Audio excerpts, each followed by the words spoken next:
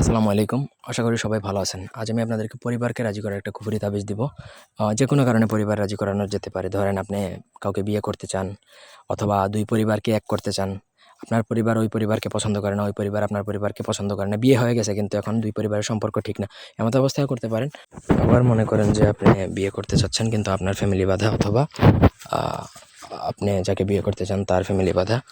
ওই অবস্থায় আপনি এই চালান প্রয়োগ করতে পারেন। মোট কথা আপনি আপনার পরিবারকে ২ পরিবারকে রাজি করে ফেলতে পারবেন।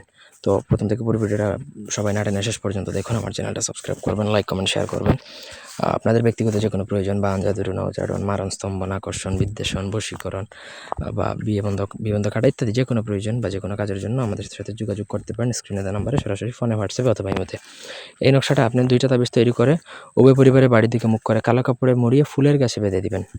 নকশাটা লিখতে হবে হচ্ছে ভোজপাতায় এবং নকশা লিখতে হবে হচ্ছে অরিজিনাল গুরচন কালি দ্বারা। অরিজিনাল গুরচন কালি দ্বারা আপনাকে ভোজপাতার মধ্যে ২টা নকশা লিখলেন, নিচে যতজনকে রাজি করবেন প্রত্যেকের নাম, যতজন এক ফ্যামিলিতে যতজন হয় প্রত্যেকের নাম ২টা নকশা লিখবেন। লিখে ২টা নকশা আপনাকে মানে যেই পরিবারে করবেন তাদের বাড়ির দিকে মুখ করবেন, কালো কাপড় দিয়ে মোড়াবেন সেই ২টা তাবিজ। মোড়ানোর পরে আপনি ফুল গাছের মধ্যে বেঁধে দিবেন।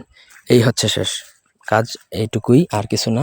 সঠিকভাবে যদি এইটুকু করতে পারেন তাহলে ২ পরিবার এক হয়ে যাবে এবং আপনার বিয়ের জন্য করলে তারা আপনাকে বিয়ে দিবে। আপনি যদি এমনি পরিবারকে মিলাতে চান সেক্ষেত্রে ২ পরিবার এক হয়ে যাবে, কোনো অসুবিধা নেই। আশা করি বুঝাইতে পারছি। কোনো অংশ বুঝতে অসুবিধা থাকলে কমেন্ট করে জানাতে পারেন। আপনাদের ব্যক্তিগত যে কোনো কাজেও যোগাযোগ করতে পারেন। কালো জাদুর বই বা পিডিএফ প্রয়োজন হলেও যোগাযোগ করতে পারেন, বা জাদুটনার যে কোনো জিনিসপত্র প্রয়োজন আমাদের সাথে যোগাযোগ করতে পারেন স্ক্রিনে দেওয়া নাম্বারে। ধন্যবাদ।